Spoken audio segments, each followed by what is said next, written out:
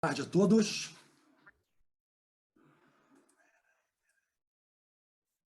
Boa tarde a todos. Tudo bem? Mais um encontro do Tiaços. Hoje um encontro bastante especial, bastante peculiar. Nós vamos receber duas colegas da América do Sul. Antes de apresentá-las, seria importante dizer que nós estamos querendo aqui no Tiaços, também é um dos nossos intuitos, aproximar, criar laços, estabelecer parcerias entre nós da América do Sul, a fim de poder pensar e tentar entender o que é uma verdadeira teoria junguiana da América Latina, né? Que não seja europeia, que não seja dos Estados Unidos, mas que possa ser feita aqui na América do Sul. A gente começou com o Eduardo Carvalho, na última semana, 2 semanas atrás. Hoje a gente vai receber a Vala e a Fran, e a gente está com o intuito de estabelecer parcerias, vínculos, e a gente acha que essa troca pode ser muito rica para o movimento junguiano aqui na América do Sul. Vala e Fran, vou fazer a apresentação formal primeiro, depois a gente fala. Fran Ruggiero é graduada em Psicologia Clínica pela Universidade de Lima e exploradora da sororidade, fundadora junto com a Vala Kerbel, a Caro Guinness e Andy Arocha, do coletivo Lesbianas Junguianas. Ela é membro da Associação Peruana de Psicologia Analítica e Reuter da IAAP, professora assistente da Faculdade de Psicologia da Universidade Católica do Peru. A Vala Kerbel é da Argentina, é psicóloga, professora da UNLP, lésbica e feminista junguiana, fundadora junto com a Fran Ruggiero, com a Caro Guinness e a Ângelo Rocha, do coletivo Lesbianas Junguianas, e está concluindo a última etapa do treinamento de analista junguiana na Sociedade SUAPA, depois você diz, Vala, o que é essa sigla, e da IAP. É criadora do espaço Anzaldua para a divulgação da obra anzaduesca e pós-junguiana. Leitora e pesquisadora sobre os cruzamentos entre a psicologia analítica e a teoria queer. Vala e Fran, prazer recebê-las. Queria contar um pouco como é que eu cheguei até vocês, né? Eu li um e-mail, ou da Fran, ou da Vala, no fórum da IAJS, há algum tempo atrás, vocês anunciando alguma atividade. Eu achei muito interessante, achei muito inédito, né? Ainda mais na América do Sul. Fui atrás de vocês, pesquisei as páginas e achei, bom, temos que chamá-las para falar no Tiaços. Esse é um tema que vocês estão trazendo, que é um tema que encontra aqui no Brasil um grande espaço de discussão, é um tema que está na pauta contemporânea das nossas questões. Então, para nós é uma grande alegria abrir espaço para que vocês possam trazer as suas ideias, experiências, pensamentos aqui para o nosso público brasileiro. Sejam bem-vindas. A palavra é com vocês.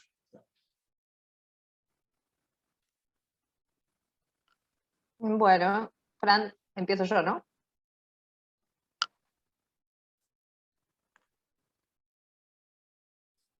Bueno, ¿me escuchan bien? Sí. Bien. ¿Qué tal? ¿Cómo están todos? Espero que haya una traducción con lenguaje inclusivo. Mi nombre es Vala o Valeria o Val, como prefieran, prefiero Vala. Les doy y nos doy la bienvenida a este espacio, que espero que sea uno de muchos otros más. Le agradecemos mucho a Marcus por la invitación y al Grupo Tiaços por la iniciativa de generar estos lazos tan importantes en Sudamérica, no solo por la psicología junguiana, sino también, y más que importante, por las realidades de nuestros territorios. Algo de eso voy a mencionar ahora en la presentación. Me emociona mucho que esté sucediendo esto. No sé, Marcus, si la actividad a la que te referís, después me contestás, es una actividad que hicimos en el 2019 en Uruguay, que fue una jornada presencial. En aquel entonces no pensábamos la posibilidad de este tipo de encuentros, y fue algo inédito, histórico, y, y estábamos muy emocionadas, y creo que es parecida la emoción que sentimos ahora de estar conectando con ustedes, porque, bueno, tenemos la cualidad de estar en el mismo territorio, de sufrir la misma historia de dictaduras y de violencias y de coloniaje, y no poder interactuar muchas veces por, bueno, la barrera idiomática que hoy está salvando nuestra querida intérprete. Y les agradecemos mucho, porque eso es tener predisposición real para el diálogo y para construir eh, conocimientos situados, que de eso un poco voy a hablar ahora. Bueno, como dijo Marcus, yo formo parte desde el 2018 del grupo colectivo Lesbianas Junguianas, así que lo que voy a presentar hoy tiene que ver con lo que fuimos construyendo junto con Andy, Caro y Fran. No hay conocimiento que se produzca en la soledad. Y bueno, ahí empiezo con la lectura de la presentación que preparé. No hay un PowerPoint, esta imagen que me acompaña atrás, estoy como un poco fundida con ella. Con el título, porque mi presentación, esto está espejado, la presentación mía va a ser limitada a explorar, a entrar a los distintos términos que tiene este título, ¿sí? Que lo pensamos con Fran el año pasado, cuando Marcus nos hizo llegar la invitación, y necesitábamos un título que abrace y que contenga lo que pudiera devenir en esta charla. Así que quiero contarles de la manera más sintética y ordenada posible cómo es que hemos dado con este título de la charla, que hoy les ha motivado a acercar sus cuerpos a sus computadoras o a sus teléfonos para escucharnos. Quisiera también que tengan bien a mano sus cuerpos, que amplifiquen su conciencia corporal durante las presentaciones para captar con sus múltiples antenas, Não, mas agujeros. Deixa eu botar aqui. tem tradução. Peraí. ¿Sí? Perdón, no escuché, no entendí, o si me hablaron.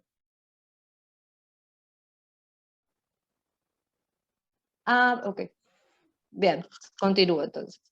Entonces les pedía, por favor, que tengan bien a mano sus cuerpos, que amplifiquen su conciencia corporal, que traten de captar, no solo con sus oídos o con sus mentes, lo que vayamos transmitiendo hoy, con todas las antenas, los agujeros, la piel, las vísceras, las resonancias que vayan apareciendo a lo largo de las presentaciones, ya que no solo buscamos dar cuenta de unos cuantos derroteros teóricos en donde nos venimos metiendo, sino también ensayar una corta, pero no menos eficaz, práctica de imaginación encarnada. No voy a seguir el orden de los términos, ¿sí? Porque en este caso, y como en cualquier multiplicación, y eso estamos intentando hacer, multiplicarnos hoy, la propiedad conmutativa se conserva, y entonces el orden de los factores no altera el producto. Voy a empezar por lesbianas sur, ¿sí? Este término que tengo por acá. Me divierte. Cuando decimos lesbianas sur, hacemos un movimiento de situar nuestro punto de vista, ¿sí? El punto de vista tiene que ver con la vista, con el sentido que usamos para conquistar objetos en el mundo exterior, ¿no? Es uno de los sentidos principales y el que más se utiliza para hacer metáforas, analogías de conocimiento. Primero debo decir que tomé prestada esta forma de enunciarnos, lesbianas sur, de una escritora tortillera, feminista, Val Flores, que quizás algunas conozcan. Decir lesbiana no es para nosotras una orientación sexual, sino una forma de posicionarnos en el contexto de neofascismo neoliberal que embate nuestros territorios con una fuerza cada vez mayor, Es una forma de expresar desde dónde pensamos, desde dónde construimos conocimiento, desde dónde amamos, desde dónde destruimos también y odiamos, desde dónde hacemos y desde dónde no hacemos. Es decir, lesbiana es una forma de la lengua, del hacer visible e invisible. Y para no irme tanto por las ramas, diré que es una epistemología. Y para esto las reenvío a un artículo que está publicado en nuestra revista Fuga. Para quienes no saben, en nuestro Instagram hay un link a una revista digital que está un poco desactualizada, pero tiene algunos artículos muy buenos. Uno se llama Epistemologías tortilleras para una psicología analítica imposible, y habla un poco de esto, del lesbianismo como epistemología. Digo, si alguien quiere amplificar eso. A nuestra historia como psicólogas, psicólogos en el cono sur de Latinoamérica, hay que agregarle el fuerte colonialismo que impregna nuestra imaginación. Nuestros imaginarios han sido también colonizados. Nuestra forma de pensar, de narrar, de patologizar, es colonial.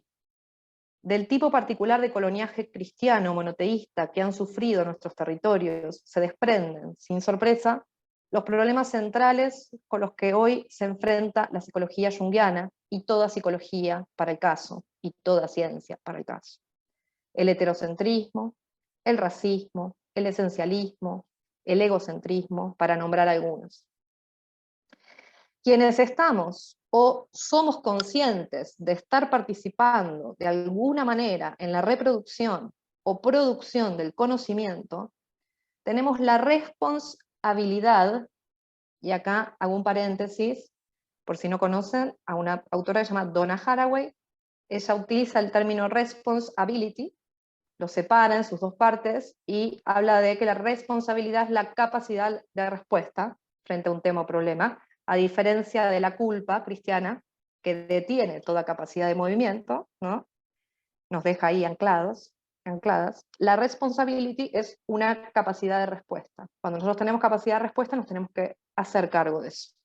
Entonces, volviendo, tenemos nosotros la responsabilidad de conocer las bases epistemológicas de nuestros pensamientos. No solo qué pensamos, sino cómo pensamos. La forma es el contenido, los lentes con los que vemos. Las condiciones de vida, dice otra autora, son condiciones de vista.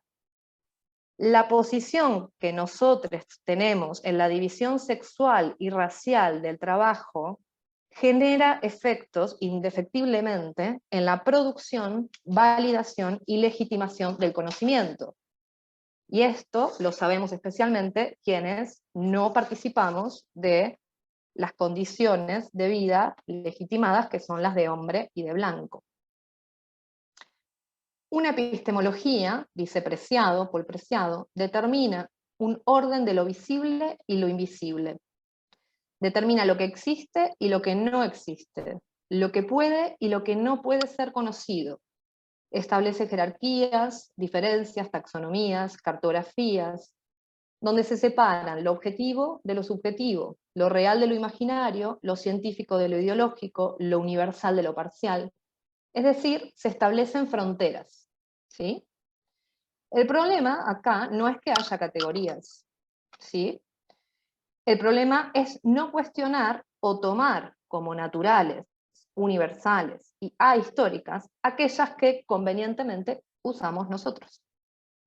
De esta forma, no construimos conocimiento ni más objetivo ni menos ideológico, sino al contrario. El componente ideológico y subjetivo se agudiza más cuanto más inconsciente es, y cuanto menos situado está quien observa. ¿Sí? ¿Quién está observando? ¿Quién se da el lujo de observar y no ser observado? No alcanza con ser buenos, copados, no sé si hay una traducción para eso, compasivos o gay friendly, para hacer una teoría epistémicamente bien construida. Desde un punto de vista fundamentado y situado en las coordenadas de sexo, raza, clase, geoplanetarias que sean. Decir, como he escuchado decir muchas veces en el ambiente junguiano, que no tenemos perspectiva de género, significa que no se está haciendo consciente y por lo tanto no se está haciendo responsable, en los términos de Haraway, del desconocimiento producido, en términos de Anzaldúa, por la reproducción acrítica de ciertas perspectivas, ideas o valores sobre el sexo-género. Voy a repetir esto último porque es importante, y uso términos de varias autoras. ¿Sí? El término desconocimiento es de Gloria Anzaldúa, para que lo busquen. Entonces, cuando alguien dice que no tiene perspectiva de género, de la misma manera cuando alguien dice que es apolítico, en realidad lo que está sucediendo es que está reproduciendo ciertas ideas y valores respecto al sexo-género de manera acrítica, y por lo tanto no está siendo responsable de su posición en esa división sexual. Y probablemente esté siendo privilegiado por esa división, por eso no se hizo la pregunta. Entonces, teorizar con y desde una perspectiva de género responsable significa para mí hablar desde el lesbianismo como epistemología, lo cual no significa que el conocimiento que aquí producimos sea aplicable solo a lesbianas, ni siquiera significa que emerja del deseo de las mujeres por mujeres, muy lejos de eso, estamos en las antípodas. Significa entrar en una genealogía de pensadoras y pensadores feministas que señalaron que ver es una cuestión de poder, ¿sí? Que los cuerpos no son sexualmente dimórficos, que la diferencia sexual es una epistemología, es una construcción histórica que está documentada, se puede rastrear eso, y que como tal puede y debe ser discutida si queremos mantener viva, y esto es clave, si lo que queremos es mantener viva la curiosidad amable con aquello que llamamos imperialistamente nuestro objeto de estudio. Es decir, si nos interesa realmente nuestro objeto de estudio, que en nuestro caso, además, no es ni más ni menos que el alma, o así le llamamos, por lo menos, la psique, si quieren ser más científicas, nosotros tenemos un objeto de estudio con el cual queremos entrar en diálogo y curiosidad amable, y mantener vivo ese objeto, no matarlo con conceptos. Si queremos ese tipo de cuidado, necesitamos otra forma de construcción del conocimiento. ¿Cómo es posible? A veces me pregunto, que en esta disciplina, que tanto amamos, porque por algo seguimos siendo psicólogas, no solo se colara, sino que se reforzara y se reprodujera con particular violencia la división sexual y la identificación escópica de los cuerpos.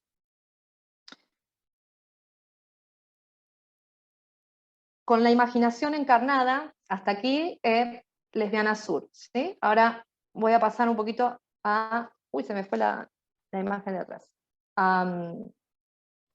¿Venimos bien con la traducción? Es raro porque no escucho a más nadie. Bueno, con imaginación encarnada, sí. Vamos bien. Ahí están haciendo así con la cabeza. Ah, gracias. Veo poquitas ventanitas. Con imaginación encarnada, entonces, vamos a ese movimiento. Voy a hacer otro movimiento, ¿sí? De ahondamiento en nuestra constitución como grupo, ¿no? Nosotras nos constituimos como lesbianas junguianas, primero en el encuentro. El encuentro de nuestros cuerpos lesbianos se dio en el Congreso de 2018, en el extremo norte del Cono Sur, en Colombia. Nos encontramos físicamente, no sé si se acuerdan lo que era eso, y se activaron preguntas que ya estaban ahí, de alguna manera, en todas nosotras. Se legitimaron reclamos y nos reubicamos epistémicamente. Entonces, todo lo que conté antes tiene que ver con ese primer movimiento, siento yo como grupo. Y ahí comenzamos una búsqueda teórica, que nos llevó a escribir trabajos, realizar cursos, talleres, jornadas. Ahí nos conoce Marcus y mucha otra gente. De especial importancia en este recorrido fue y es el libro de Carolina Guíñez, que está entre nosotros hoy, Ser lesbiana, un camino de individuación, y todas nuestras charlas, lecturas, tráfico de libros, traducciones apuradas y pirateos varios. Nuestra revista Fuga también fue un hito para nosotras, al igual que las primeras jornadas en Uruguay, allá por el 2019, cuando no nos permitíamos imaginar esto que estamos haciendo ahora mismo. En este camino hemos leído y estudiado la teoría queer con particular interés por las propuestas de Butler y Preciado, así como la genealogía precursora de la teoría queer, como son el feminismo lesbiano francés de Monique Wittig y el lesbianismo chicano espiritual de Gloria Anzaldúa, de la cual yo soy particularmente devota, y por eso tengo un espacio en su nombre. Todas las ideas que subviertan el dimorfismo sexual, o sea, la idea de que hay dos sexos nada más, el causalismo, la idea de que la anatomía genera determinado género, ¿sí? Por causa y efecto, y el heterosexismo, que es la heterosexualización de todo deseo, son centrales para las cuatro, para estas psicólogas lesbianas que fuimos todas entrenadas en psicologías, sí, binarias, patriarcales, causalistas y heterosexistas, todas psicologías en distintas partes del mundo, Uruguay, Perú, Chile, Argentina, formaciones distintas, todas las psicologías tenían estas características y supuestamente todas eran neutrales y universales. Dentro del mundo junguiano, los autores que se atreven a cuestionar... ¿Hay algo con los micrófonos? ¿O soy que tendría que parar? Claro. A ver, No, porfa, ¿se pueden cerrar los micrófonos? Sí, ya lo cerró. Dale. Gracias. Aprovecho y me tomo un mate.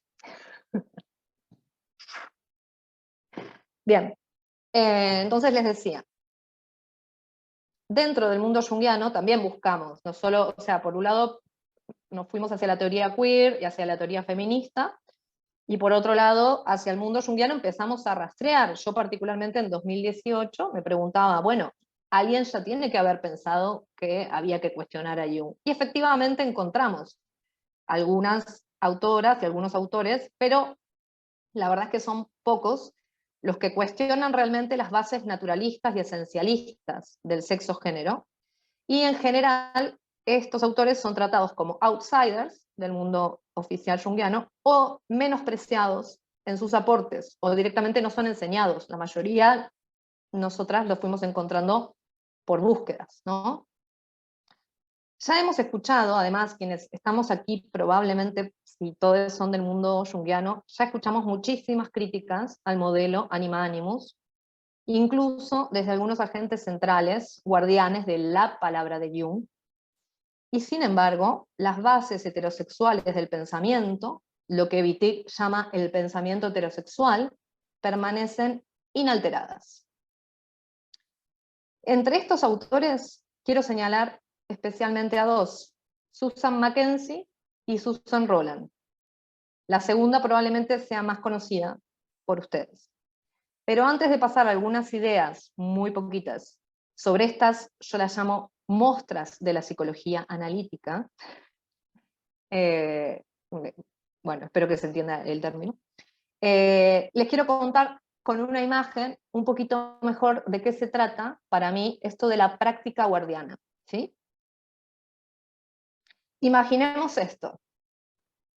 Ante nuestros ojos se levanta una torre alta, amurallada, custodiada por soldados que utilizan defensas intelectualistas y elitistas para custodiar un tesoro cuyo contenido han olvidado de tan enterrado que está y cuyo mapa han perdido. Nosotros, aquí abajo, habitantes del valle y las fronteras, tenemos la responsabilidad no solo de cuestionar o llamar la atención sobre excesos, violencias epistémicas y otras injusticias cometidas en la torre de control, sino que también debemos proteger, cuidar, custodiar y cultivar la imaginación. La gente que no cree en los dragones suele acabar devorada por uno desde dentro, decía la genial Ursula K. Le Guin. Nuestra imaginación, por cierto, Ursula Le Guin hizo un análisis junguiano que, bueno, para comentar en otro momento. Nuestra imaginación no existe por fuera de nuestro cuerpo. El cuerpo es imaginado, así como la imaginación es cuerpo, es encarnada. Nuestro dragón o nuestras dragonas son prácticas de la presencia del cuerpo, que protegen el mapa sin olvidar ni apisonar el tesoro. El pensamiento junguiano no es uno, con mayúscula, ¿sí?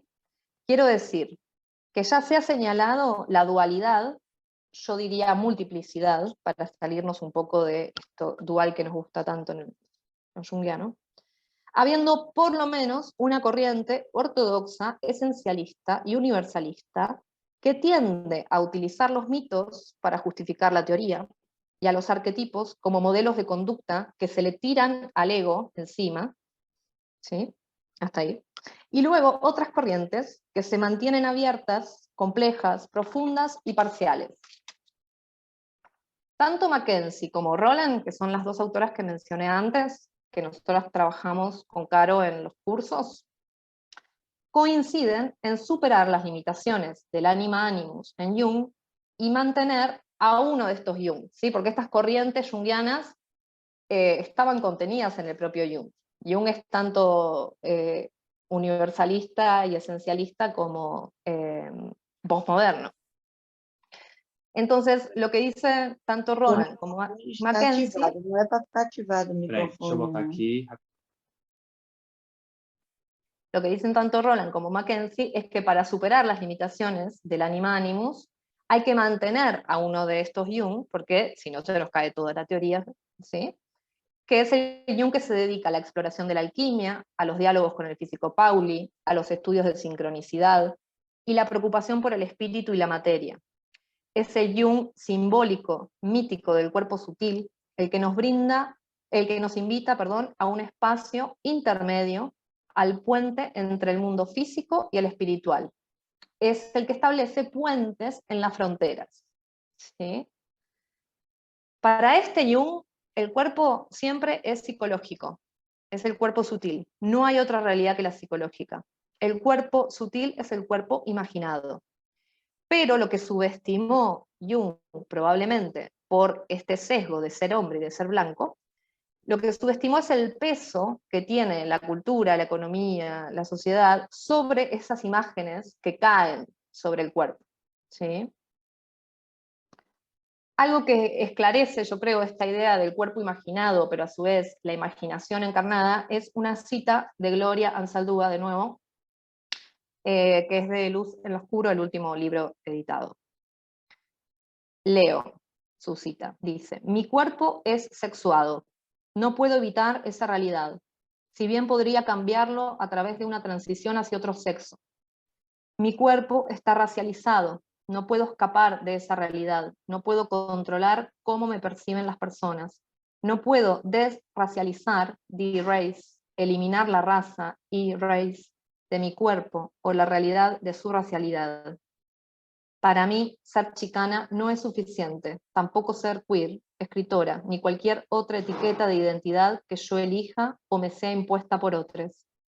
Las etiquetas tradicionales y convencionales de identidad están atascadas en los binarismos, atrapadas en jaulas, que limitan el crecimiento de nuestras vidas individuales y colectivas. Necesitamos términos nuevos y etiquetas abiertas, que nos representen en todas nuestras complejidades y potencialidades. Cuando pienso en desplazarme desde un cuerpo sexuado, racializado, hacia una identidad más amplia, interconectada con su entorno, veo en el ojo de mi mente árboles con raíces interconectadas, redes subterráneas. Gloria Anzaldúa. Esto seguramente algunos ya se lo ven venir. Tanto Mackenzie como Roland acuden a la psicología arquetipal de Hillman para desmantelar, repensar y reformular la teoría junguiana en términos feministas. Y nosotras también nos fuimos encontrando de a poco estudiando la teoría de Hillman. Ahí con un gran maestro que nos acercó, Fran. La psicología arquetipal brinda una fuente posible, esto es importante, para pensar los feminismos junguianos, así en plural, por oposición al feminismo junguiano, singular, que fue y es todavía el movimiento de la diosa, que tiende a ser el contrapeso femenino del masculino tradicional. Entonces lo que propone, esto sobre todo lo propone Roland, es hablar de los feminismos junguianos en plural, y para esto se usa elementos de la psicología arquetipal. Algunos de los elementos que lo voy a mencionar muy poquito, especialmente el tratamiento del ánima como lo otro, ¿sí? Como arquetipo del hacer alma y no como contrasexual, su politeísmo enfrentado al monoteísmo patriarcal capitalista, que brinda variedades a la conciencia, estilos de existencia y diversas formas de hacer alma. Esto de la diversidad y la multiplicidad entra en articulación con la teoría queer. Ahí es donde empezamos a ver posibles diálogos, que recién estamos empezando a estudiar.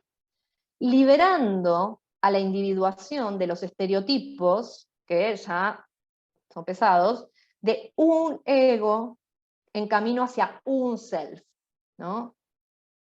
Particularmente útil para los feminismos junguianos es la disminución del ego que hace la psicología arquetipal, producto de un inmaduro mito heroico patriarcal. Bien. Voy a leer algunas preguntas que no son para ser respondidas, son para generar movimiento. ¿Cómo se experimenta el género en un cuerpo? ¿Cómo se transforma en una categoría de la mente? ¿Cómo es que el género se experimenta en el cuerpo y cómo esos sentimientos generizados, encarnados, se elaboran en una conciencia, es decir, en lo que llamamos una posición de género? ¿Qué relación habrá entre el cuerpo experimentado y la imaginación? ¿Cómo pensar una imaginación encarnada además de un cuerpo imaginado? Con estas preguntas cerrábamos el curso que dimos con Caro el año pasado. Una semana después íbamos a compartir la jornada Las lenguas del alma. Pero con esto ya voy cerrando porque esto conecta con lo que va a traer Fran. Quiero terminar con el principio, con la palabra resonancia. ¿Por qué elegimos resonancias para comenzar esta presentación? Y termino conectando con el principio como el uróboros, con lo que va a compartirles Fran. Porque ¿qué estamos haciendo acá hoy? ¿Sí? ¿De qué sirven las ideas sin prácticas? ¿Cómo practicamos modos de presencialidad en un mundo cada vez más virtualizado? ¿Cómo distinguimos la imaginación de la fantasía comercial? No tengo la respuesta a estas preguntas, sino las preguntas como guía, y a mi cuerpo como caja de resonancia. Por eso les pedí hoy que se tengan muy presentes. El término resonancia tiene una raíz latina, está en estrecha relación con eco, la ninfa que vamos a ver ahora, y se origina en el campo de la acústica. Se refiere, por ejemplo, al hecho de que cuando una cuerda empieza a vibrar y produce un sonido después de que una cuerda distinta fue golpeada. Como el eco, es la repetición del sonido causado por la reflexión de la onda sonora al chocar con una superficie rígida. Aquí está nuestra superficie rígida. Entremos en contacto con ella.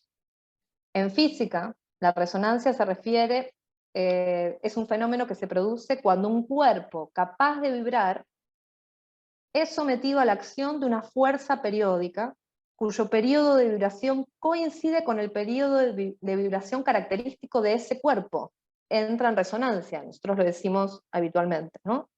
En estas circunstancias, el cuerpo vibra y va aumentando de forma progresiva la amplitud de ese movimiento, ¿sí? Tras cada una de las actuaciones sucesivas de la fuerza. Dice Úrsula K. Le Guin, y con esta cita voy a cerrar y voy a proyectar un video. Así que sean pacientes para el momento de la reproducción, que voy a tardar un minutito. Pero háganse lugar para escuchar esta cita de Úrsula con la que vamos a cerrar y abrir. Todos los seres vivos son osciladores. Vibramos. Seamos amebas o humanos, palpitamos, nos movemos rítmicamente, cambiamos rítmicamente, marcamos el tiempo. El fenómeno se percibe cuando se mira una ameba a través del microscopio. Vibra en frecuencias correspondientes a los niveles atómico, molecular, subcelular y celular. Ese pulso constante, delicado y complejo es el proceso de la vida misma hecho visible. Nos sincronizamos los unos con los otros todo el tiempo.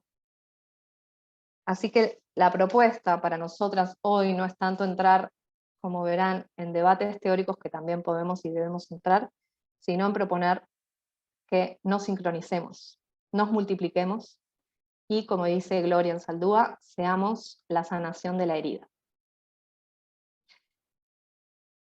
Espero que se haya entendido algo. Les voy a pasar un video, les voy a decir, sugerir que bajen un poco el volumen de sus audífonos, porque empieza con una música bastante aguda y no quiero romperle el tímpano a nadie. ¿Sí? ¿Están listas? ¿Listos? ¿Le doy?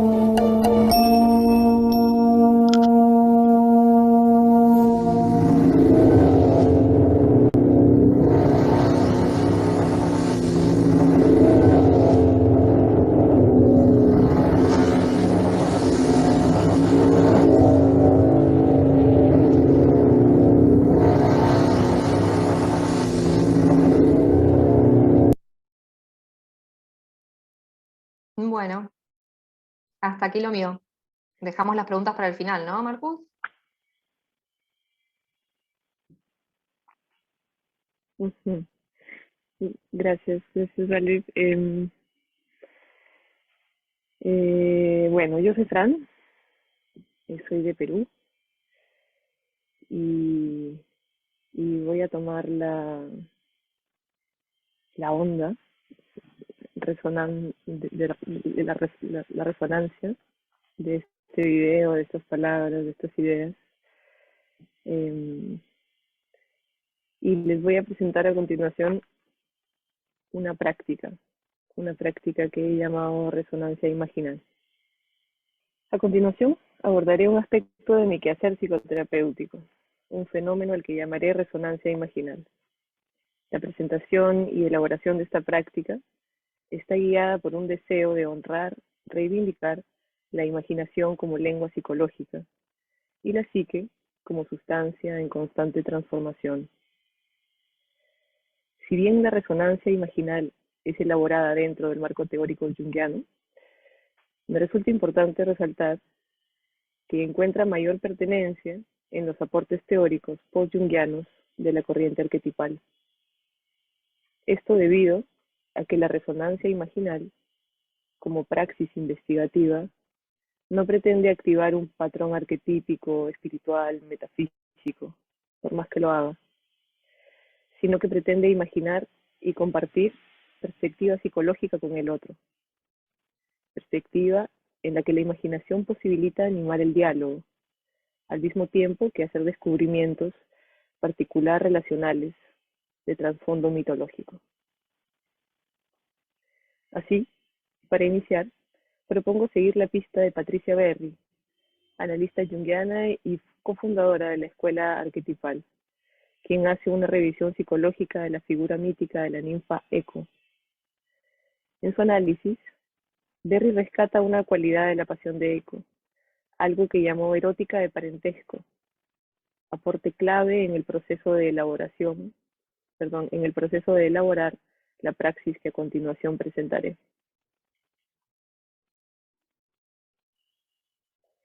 Ovidio, en su Metamorfosis, narra: cuando Eco vio a Narciso paseando a través de los campos, se inflamó de amor y lo siguió a escondidas, como cuando el azufre de rápida combustión, untado alrededor de la parte superior de las antorchas, toma fuego de otro fuego cercano.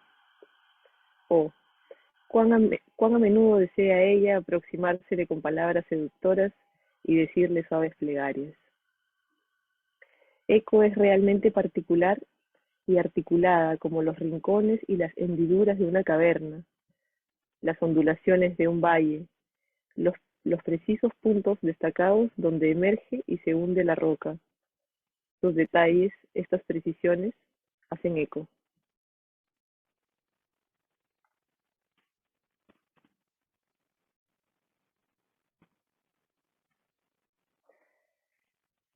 Por su parte, Hillman, en su libro Pan y la pesadilla, hace referencia a la identidad de los opuestos y advierte que en aquello reside la verdad más noble del pensamiento psicológico, como también de la filosofía mítica y mística. Von Franz, en su libro Alquimia, también ilumina algo este misterio cuando nos recuerda que el secreto más preciado, revelado por el ángel a la diosa Isis, es el siguiente: un hombre engendra un hombre, y así también el oro dará cosecha de oro.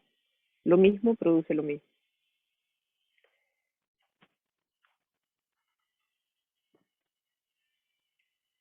Para adentrarnos en los misterios de la identidad de los opuestos, recurriremos a Eco, ninfa cuyo mitologema entreteje relaciones con tres personajes míticos: Pan, Narciso y Hera.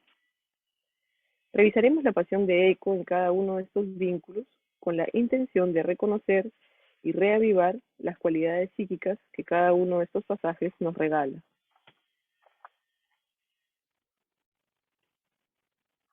Eco y Pan.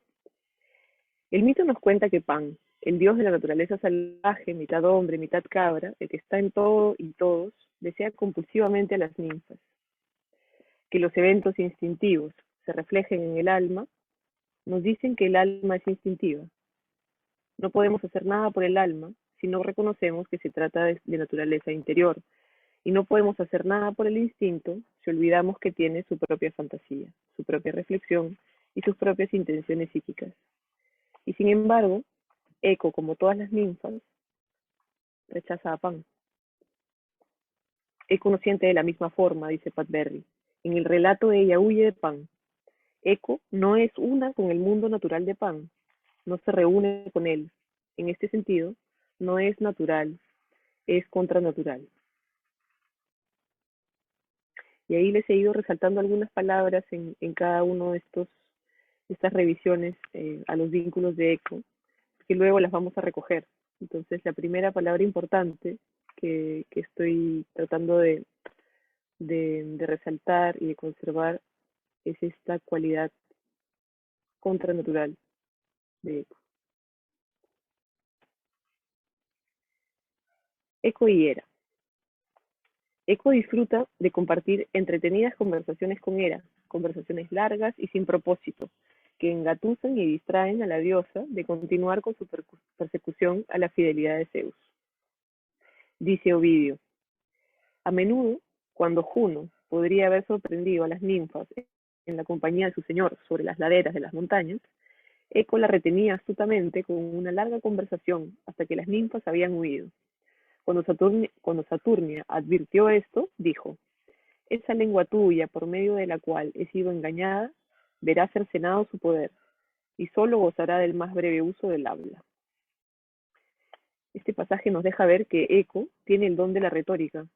Su arte es la narrativa cautivadora, entretenida y sin propósito, lengua libre que camufla con éxito los sucesos eróticos que suceden en contrariedad con las intenciones de Hera.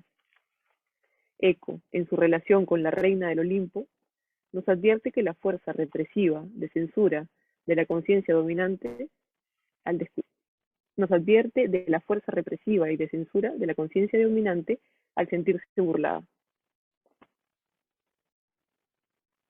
Y finalmente, Eco y Narciso.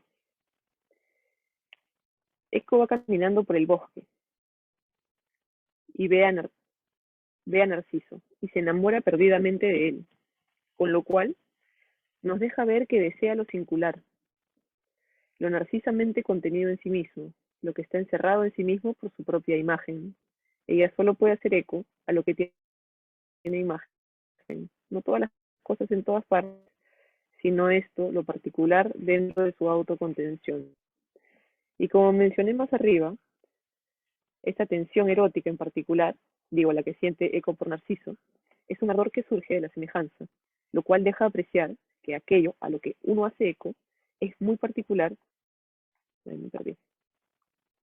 que aquello a lo que uno hace eco es muy semejante a uno mismo y que dentro de la acción de hacer eco existe una especie de self.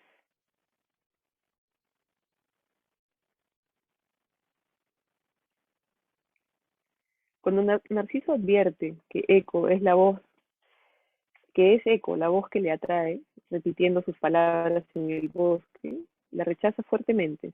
Ella entristece, y su tristeza es tal que su cuerpo va desvaneciéndose lentamente hasta quedar solo su voz.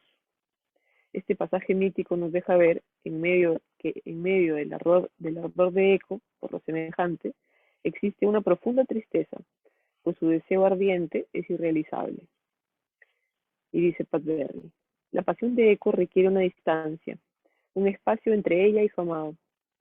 Para ser fiel a Eco, como uno debe cultivar esta distancia que produce agonía, y sin embargo es su pasión estética.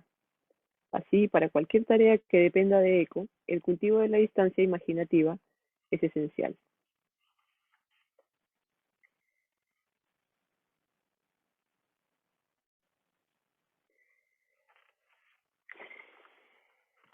Ahora bien, habiendo revisado los distintos aspectos de la erótica de Eco, podemos estar de acuerdo que invocarla es despertar, habitar la dimensión contranatural, psicológica, imaginal de nuestra experiencia del cuerpo.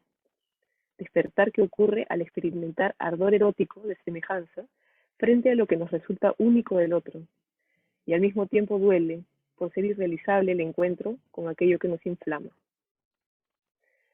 La erótica de parentesco y la distancia imaginativa del mundo contranatural, o más bien, habitar la erótica de parentesco y la distancia imaginativa del mundo contranatural, es descubrir el arte de la imaginación como puente, que nos aproxima por resonancia, por coincidir sincrónico de paralelos. Así, gracias al prisma mítico Eco-Pan, Narciso Hera, descubro que la resonancia imaginal aparece en la presencia simultánea de tres cualidades eróticas en Eco. La sutil sensibilidad de su presencia, una cualidad nímfica en la escucha, que erotiza y despierta la presencia animal espiritual de nuestros cuerpos. La selectividad de su erótica, un ardor que se inflama únicamente por semejanza y frente a aquellas cualidades particulares y muy propias del otro. Y la distancia imaginativa de su pasión, una aflicción profunda y que otorga profundidad, vinculada a la soledad y a la imposibilidad de reunión con aquello que nos inflama. La resonancia imaginal es una práctica que coloca el despertar de eco, digamos, en la praxis, en lo concreto, en la experiencia específica. La resonancia imaginal es una práctica que coloca el despertar de eco en el triángulo relacional con Pan y Narciso. Tensión erótica de cualidades herméticas que permite torcer la temporalidad lineal de su mitologema y oscilar con ella entre el momento en que es una ninfa del bosque destacada en su capacidad para sostener conversaciones ricas en retórica envolvente, el momento de quedar restringida a la repetición de las palabras del otro, y el momento de perder completamente el cuerpo y ser presencia netamente sonora, reverberación de las cuevas y recovecos del valle. La resonancia imaginal, entonces, es un ir y venir dentro del espectro de la psiquización o gestación de la narrativa psíquica, una dedicación al arte de la presencia en la escucha, del sonido y la palabra, un arte reivindicatorio de la imaginación como lengua psicológica, un arte fecundo, pues distrae momentáneamente las intenciones de la conciencia dominante y viabiliza la fecundación de potenciales de conciencia que de otra forma seguirían censuradas, a buen recaudo del equilibrio psíquico conocido. En la praxis, resueno imaginalmente cuando algo de lo que comunica el otro es significativo para mí, algo de lo que se dice o de lo que se trató de decir me seduce y suena familiar, me despierta la curiosidad y entonces resueno, siento mi cuerpo despierto y comparto mi interés de distintas formas. A veces es una resonancia sonora, vale decir que en algún punto del diálogo, por ejemplo con mi paciente, propongo detenernos y con la compañía de sonidos invito a la persona a que respire y escuche interiormente. Otras veces es un resonar de repetición.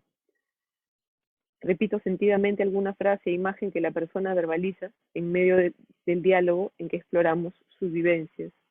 O también un resonar de lengua libre, formulando frases, imagen, que dan cuenta de mi experiencia de escucha, participación y acompañamiento de su vivencia. Sea cual fuera el caso, el mitologema de eco me permite ver que resueno imaginalmente con otro cuando percibo que algo está vivo y es particular en aquello que atestiguo. Algo del otro me es familiar, me interesa, me inspira, y sin embargo, siempre será en alguna medida ajeno e inalcanzable. En definitiva, la resonancia imaginal es una práctica al servicio del movimiento psíquico, que pretende ser vehículo para favorecer la experimentación de la vida psicológicamente y en relación, un juego constante en el devenir de una nueva conciencia, la imaginal. Finalmente, me gustaría cerrar hablando de un aspecto de la erótica de Eco que hasta ahora he dejado relegado. Se trata del carácter de burla que tiene su seducción aérea y las consecuencias de censura que esto acarrea en relación al arte de la palabra.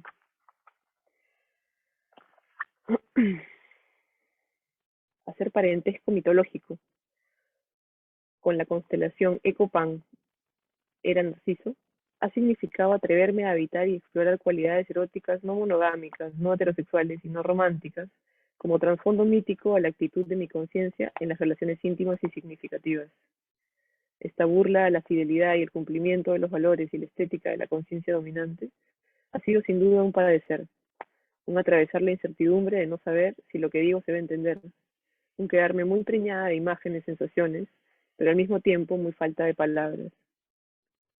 Si la resonancia imaginal alcanzó a formularse, fue gracias a las conversaciones, lecturas, sueños, anécdotas y silencios del héroe fugitivo que comparto con Andy, Caro y Bala, compañeras todas del colectivo LJ. No sé cómo podría haberme permitido experimentar, narrar una relación de parentesco mitológico con Eco y sus vínculos en medio de un colectivo heteronormado y de enfoque clásico en el mundo junguiano. Y no porque en estos espacios se me detenga o se me prohíba explícitamente algo, sino porque simplemente allí no existe eco para mi búsqueda. En este sentido, es y ha sido imprescindible para el proceso experiencial investigativo de la resonancia imaginal mi pertenencia y participación en un colectivo disidente, pues solo en colectivo alcancé a habitar un espacio suficientemente marginal como para escapar a la censura de la institución, que vivía individualmente es avasalladora.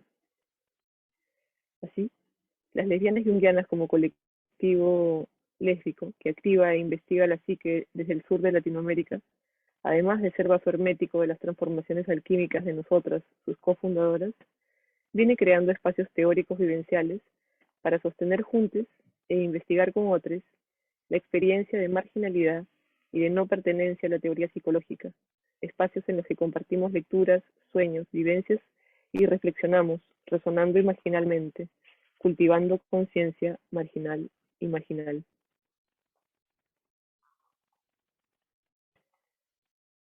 A continuación, y para cerrar nuestra presentación, queremos compartir con ustedes un texto y collage de Bala, intervenido por mí con sonidos. Este texto y collage fueron creados para el encuentro virtual Las Lenguas del Alma, reimaginar los cuerpos, reescribir las identidades, llevado a cabo en noviembre del año pasado. Y ahora les recomendaría que si tienen audífonos, los usen. Voy a volver a compartir la pantalla para poner el... Ahí va. Asegurarme de que se comparta bien el sonido.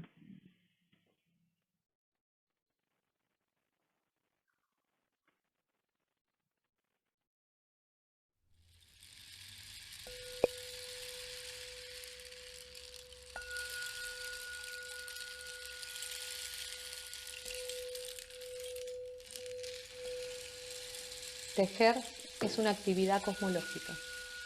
Crea mundos, repara partes dañadas e imagina refugios.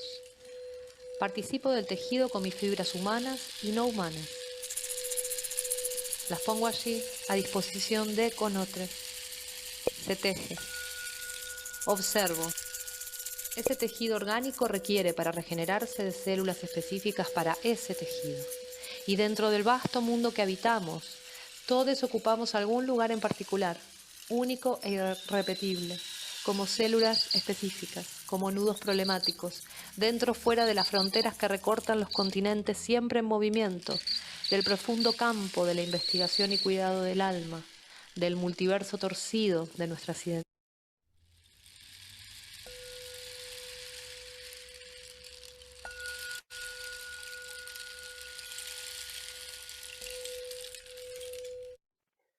Perdón, sin querer lo reinicié. Se me fue el dedo ahí. Ahora sí. Prometo un toque.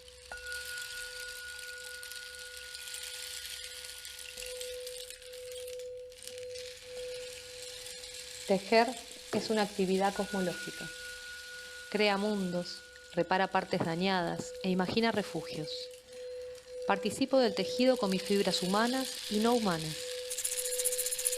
Las pongo allí a disposición de con otros. Se teje. Observo. Ese tejido orgánico requiere para regenerarse de células específicas para ese tejido.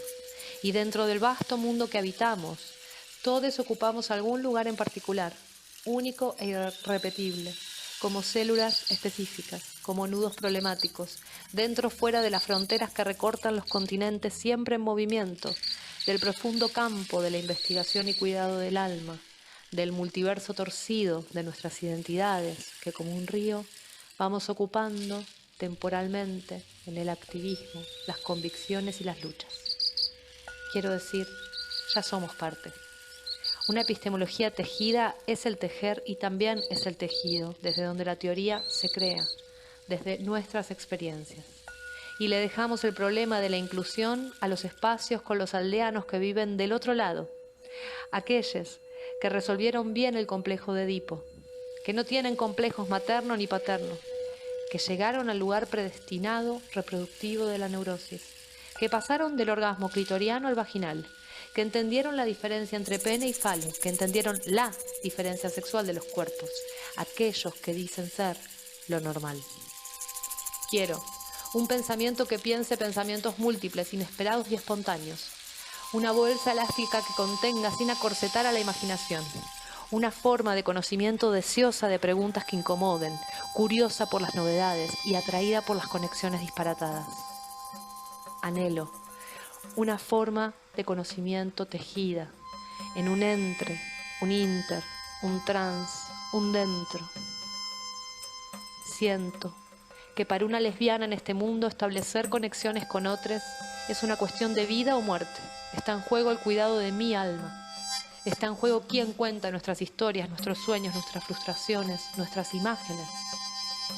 Percibo la falta de aire, de neuma, de amabilidad y de atención, la sobreadaptación a las formas correctas, la muerte del alma. Todos la hemos visto, algunos la hemos padecido y con pánico nos hemos fugado. Necesito encontrarnos y hablar con nuestras lenguas, deshacerme de las agendas externas y comenzar a hacer teoría con lo que ya hay en nuestras lenguas. Deseo un conocimiento desde lo que conecta lo conectado. Pregunto, ¿con quiénes y de qué maneras podemos conectarnos para tejer y reparar tejidos? ¿Qué ritmo necesitamos tener para sostener otros modos de vivir, imaginar y morir en este mundo? El movimiento se transforma en una danza, un pulso que acompaña la respiración, entra en ritmo con las células, nosotros, una armonía dinámica, un compás alegre que acaba en la reunión extasiada, hechizada. Bailo e imagino cómo nos divertimos y nos vamos conociendo en ese hacer, ser, pulso. Hablamos en nuestras lenguas. Tejemos mundos como se hace alma, sin lazos de sangre ni lealtades institucionales, como se piensa, como se ama. Hacemos alma con nuestros cuerpos como las hilachas del tejido que soporta, cuida y propulsa. Quiero decir, intentémoslo, que el alma nos llama, nos reclama, nos quema en nuestras lenguas.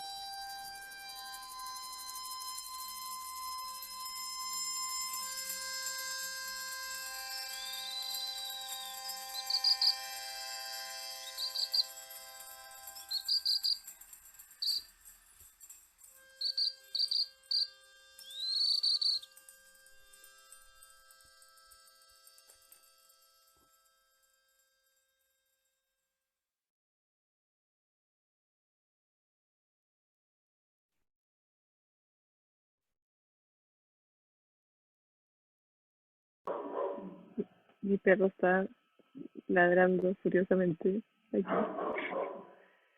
Igual le está llorando allá, así que Marcos, por favor.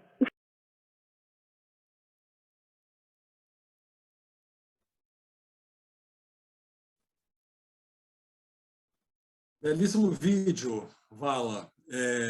Vala, belíssima apresentação, Fran. Bom, vamos conversar um pouco, então? Acho que agora é uma hora da gente poder trocar, tirar dúvidas, fazer pontes. Eu vou pedir para quem quiser comentar algo, fazer uma pergunta, deixar um nome no chat, eu chamo a pessoa e a pessoa faça as perguntas. Tudo bem, Vala? Está tudo bem por aí? Bien. Es que no había visto el video. Era una sorpresa. Me impactó mucho. Gracias, Fran. Belíssimo texto, belíssimo texto. Eu queria começar fazendo uma questão para vocês duas. Sí. Uma questão um tanto quanto biográfica, um tanto quanto teórica. Por favor, fiquem à vontade. Queria perguntar o seguinte: quando foi, ou aonde foi, em que momento, que vocês perceberam que a teoria, no caso a teoria junguiana, ela não respondia mais à realidade propriamente dita ou às questões contemporâneas sobre sexualidade, sobre gênero. Quando foi que vocês perceberam que havia algo mais que deveria ser feito, que deveríamos avançar mais, ou buscar outras referências, ou buscar outros autores? Vocês conseguem localizar? Foi na clínica, foi na pesquisa, foi na vida pessoal? Queria saber um pouco de vocês duas sobre isso. Bueno, okay.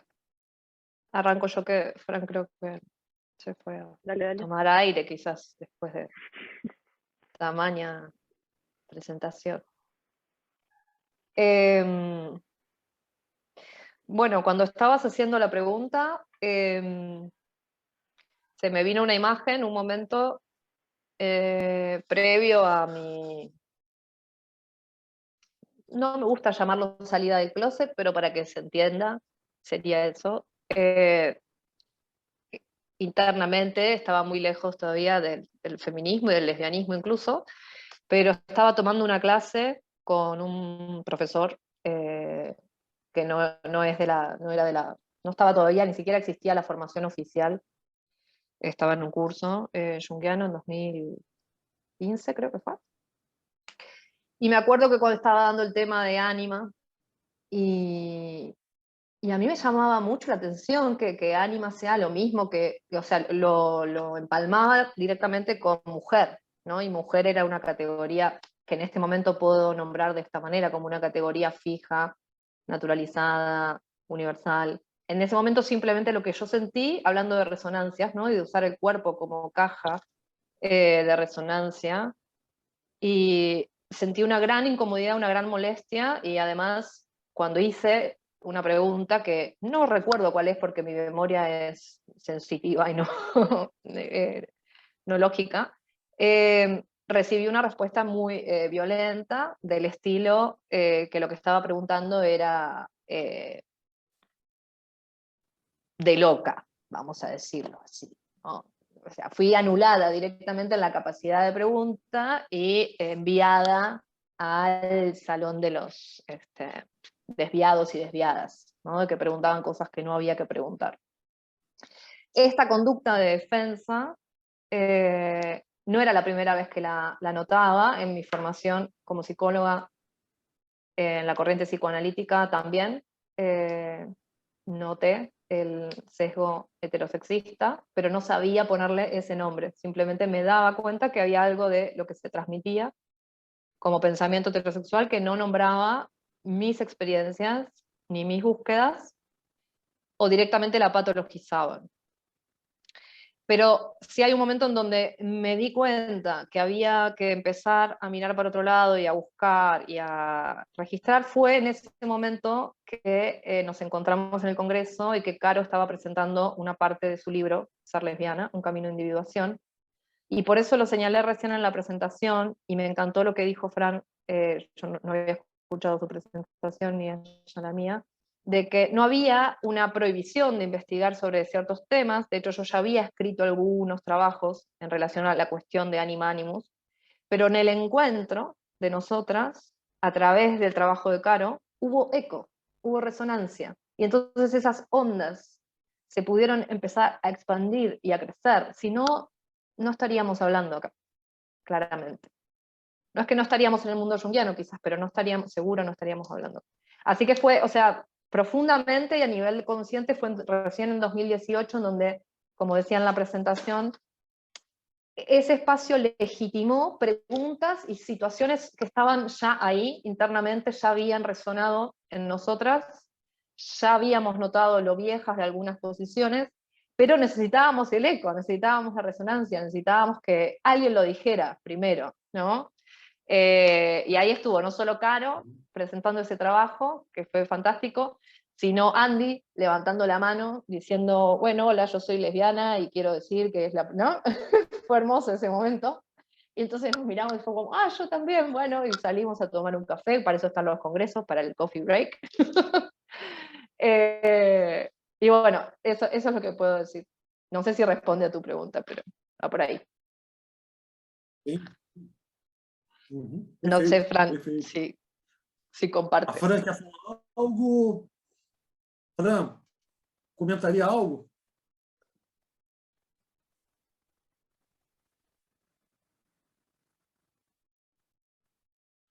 Não estou vendo. Microfone desligado da Fran. Ah, ahí estoy.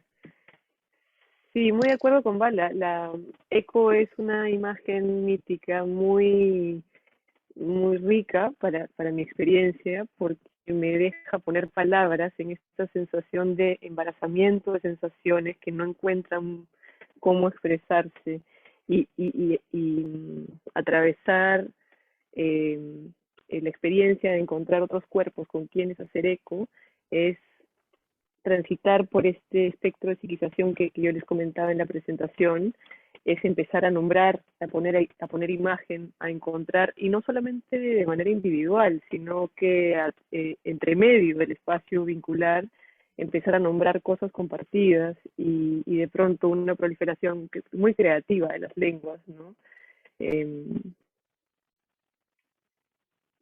Eso podría decir. Tá. Um coletivo, né? Uma comunidade. Acho interessante essa ideia. Vamos lá. Temos várias perguntas. Vamos lá. Luciana Ximenes, Lu. Muito obrigada às duas pela belíssima apresentação. Adorei as duas. Fiquei aqui querendo conversar muito com vocês, mas sem saber exatamente como focar uma pergunta. Mas eu vou fazer duas.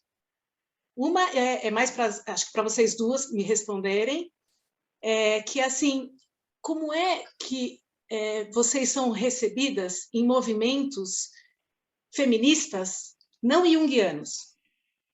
Como é que as não junguianas recebem essas ideias de vocês? E a outra pergunta seria mais para a Fran, eu adoro mitologia grega, eu uso muito mitologia grega também nos meus estudos, até no consultório, na clínica eu uso muito, mas eu tenho uma pergunta assim, a mitologia grega é machista?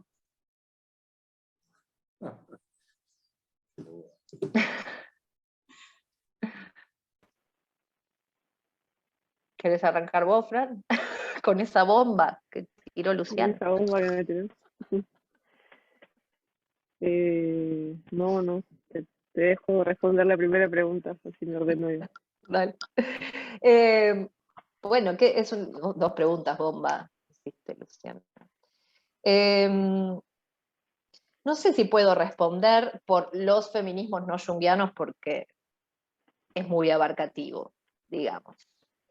Y no tengo suficiente experiencia acumulada como para decir. Lo que se me vino, no sé si, creo que orientadas para ese lado, y si no, decime que podemos ajustar, pero lo que se me vino fue una idea de Gloria Anzaldúa, donde ella decía, contando en una entrevista, y es una experiencia relacional con la que me identifico en este sentido, que en el mundo del feminismo tradicional, nosotras somos demasiado espirituales. Y en el mundo de la espiritualidad somos demasiado políticas. Entonces, habitamos entre fronteras, ¿no? Eso decía Gloria respecto de sus múltiples identidades, no solo de estas, ¿no? Pero estar en el mundo junguiano ya de por sí te posiciona, sobre todo en Argentina, no sé cómo es en otros países, hemos compartido con las chicas, pero en Argentina, con la hegemonía lacaniana y psicoanalítica que hay, ya ser junguiana te coloca en un lugar por fuera de la norma. Y a eso le agregás feminista y, bueno, listo, canceladísima de la hegemonía tradicional. Lo cual, a mí por lo menos, no me importa a nivel personal, pero sí lo alerto a nivel epistemológico, que ahí estamos teniendo un problema, que se está anulando todo un campo de conocimiento por un prejuicio cientificista.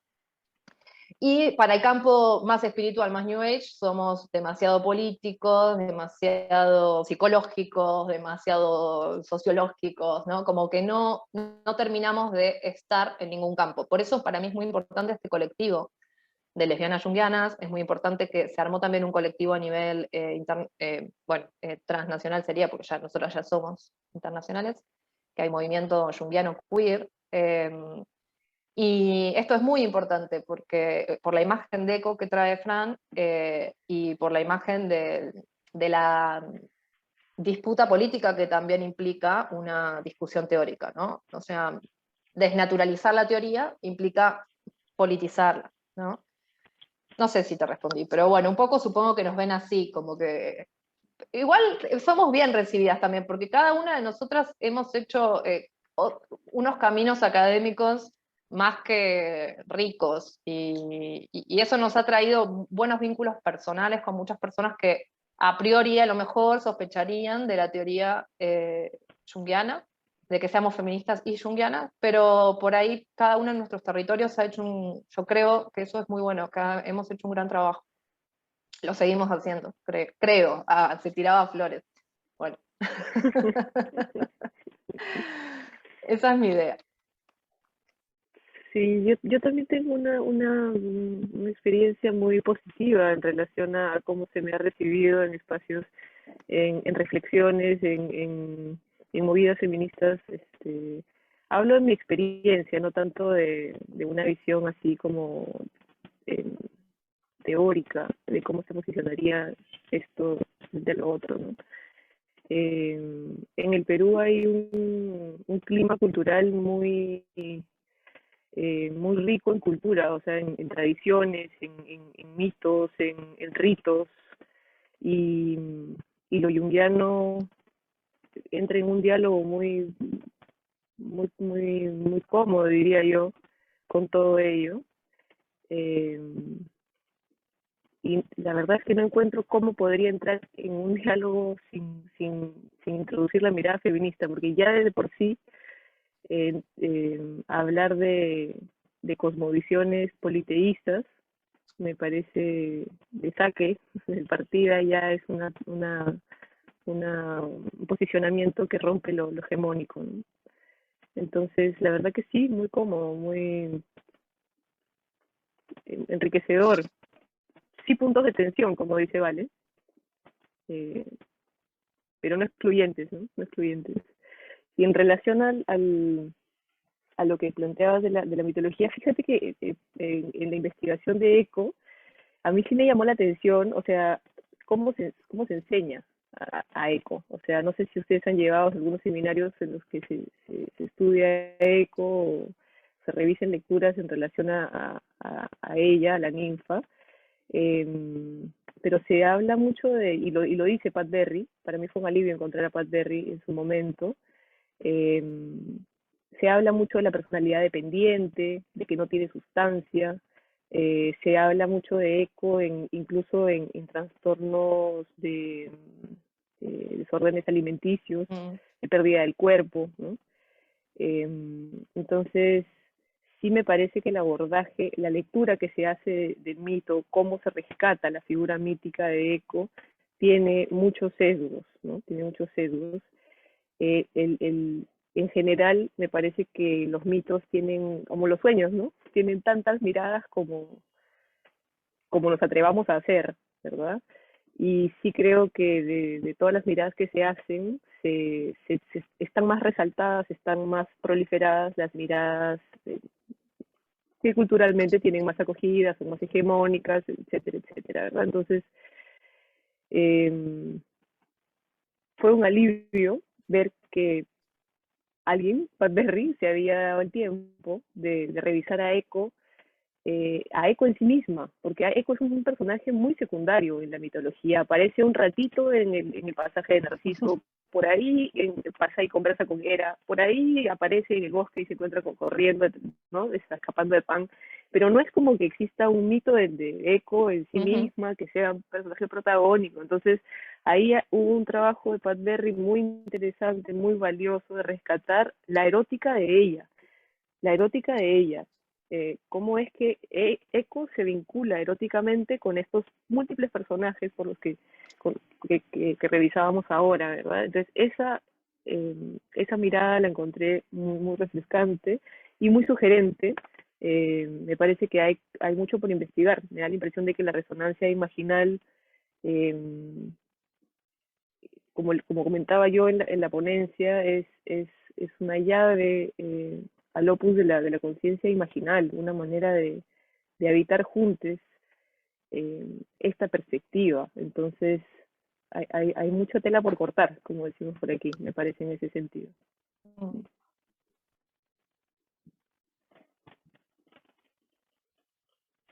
Hay más preguntas, ¿no? Gracias. Obrigado, Lu. Vamos lá. Gustavo, tá aí, Gustavo, meu amigo? Estou. Tá me ouvindo? Olá. Tudo bem? Olá, tudo bem? Boa tarde.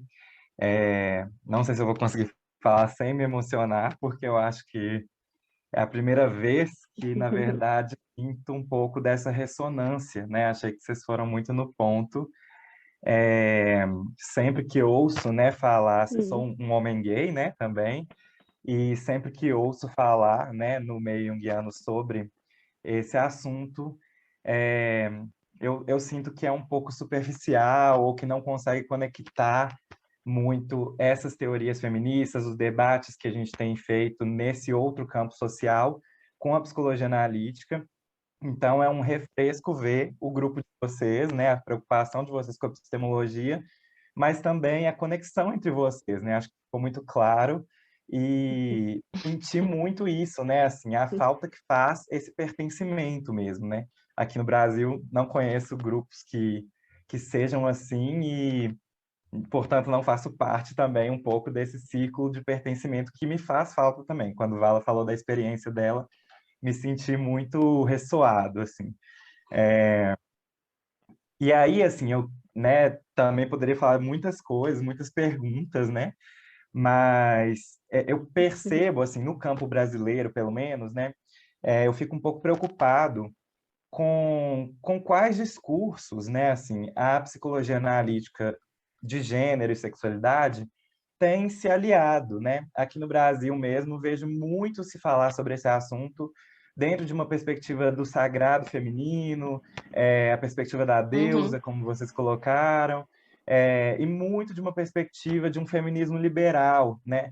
Aqui no Brasil, um livro junguiano, né? Aquele livro Mulheres que Correm com os Lobos virou um best-seller, e dentro, principalmente, de uma perspectiva de feminismo liberal, que não leva em consideração muitas outras questões, né? Questões de raça, outros atravessamentos, e que principalmente naturaliza um pouco nessas categorias de mulher, de feminino, de masculino. Então, são coisas que, assim, não me vejo ressoando nelas, não sinto também que abarcam a minha experiência como homem gay, e me preocupa muito, na verdade, né? Como a psicologia analítica tem se associado, se alinhado a esses discursos. Então, assim, eu queria ouvir de vocês um pouco, né, que perspectivas, né, desses múltiplos feminismos, né, que perspectivas a gente gostaria de se alinhar, né, enquanto grupo que parte a partir da vivência da sexualidade, a partir dessas vivências interseccionais, e como é que vocês veem os caminhos agora, né, em termos de epistemologia mesmo, né? Percebi que vocês partem muito da psicologia arquetípica, né? Acho que é uma psicologia que se abre mais mesmo dentro da psicologia analítica a esse debate, mas vejo outras surgindo, né? Por exemplo, a perspectiva do Gigerich, que traz assim a alma saindo um pouco, né? Deixando um pouco o gênero, né? Fora da questão arquetípica, ou seja, retirando o caráter arquetípico do gênero. Como é que vocês veem esse aspecto epistemológico também? Estou perguntando demais, né? Mas me sinto muito feliz de encontrá-la.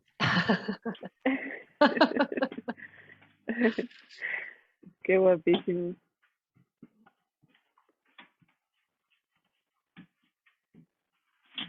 Bueno, Gustavo, qué gusto. Cuestión de armar el grupo en Brasil. Seguro que sobran.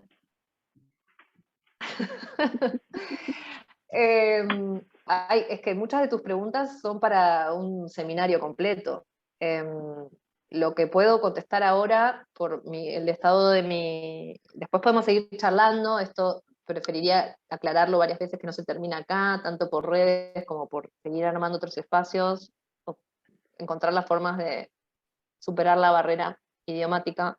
Lo que te puedo responder de todo lo que preguntaste, que las cuestiones teóricas no me metería ahora, pero observo lo que sí, tengo las mismas preocupaciones, compartimos esas preocupaciones contigo, y no son preocupaciones menores, porque además cuando la psicología analítica o cualquier psicología como disciplina científica se pone al servicio de la normalización, estamos en serios problemas, con un gran peligro. Y entiendo que en Brasil, por ejemplo, hubo un gran retroceso en los últimos años, quizás me equivoco, pueden corregirme, pero entiendo que hubo un gran retroceso en cuanto a las políticas y a la mirada respecto al sexo y al género por los años de gobierno del presidente, que prefiero no nombrar.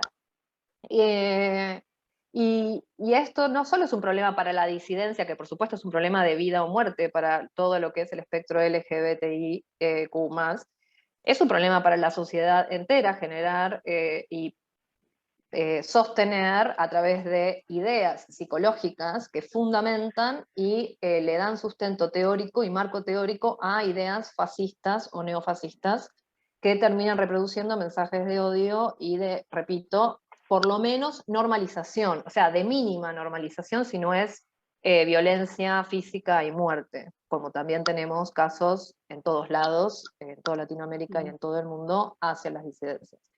Y hacia las mujeres también en particular.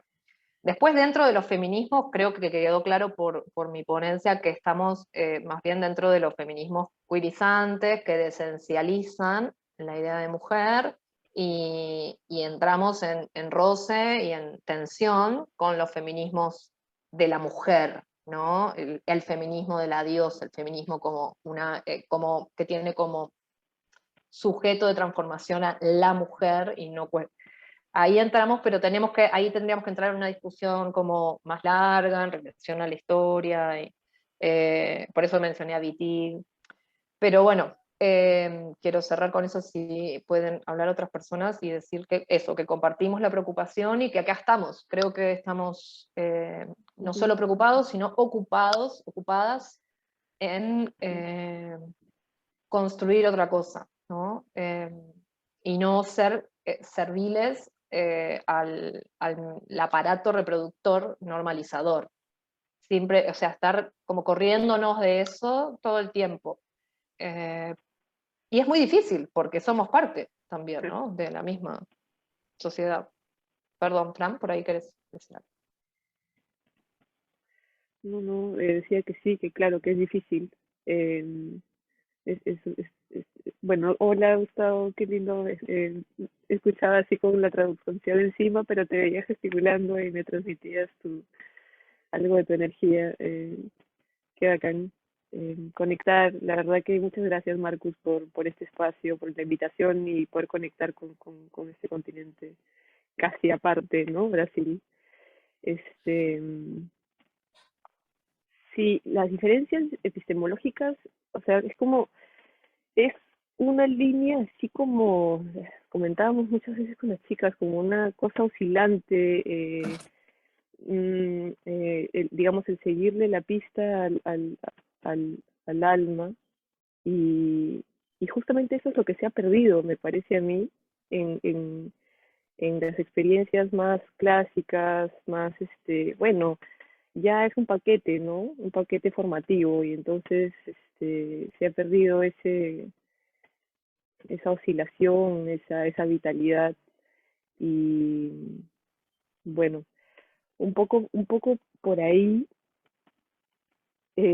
diría yo que, o sea, creo que eso es lo que genera el colectivo, o sea, el colectivo, encontrarnos, ¿no? Encontrarnos y tener oportunidad de intercambiar, genera la posibilidad de hablar de cosas que han quedado por fuera de las etiquetas. Hace un rato decía Vale, nuestro objeto de estudio es la psique y cómo nos acercamos con curiosidad y amabilidad a ella, ¿no? Nos hemos quedado en un nominalismo muy, muy duro, muy rancio, que nos hace dormir. ¿no? Es como salir de ahí, salir de ahí. Y para mí la respuesta es la comunidad, ¿ah? Porque no es una lucha individual, sería repetir lo mismo, volver a lo individual, ¿no?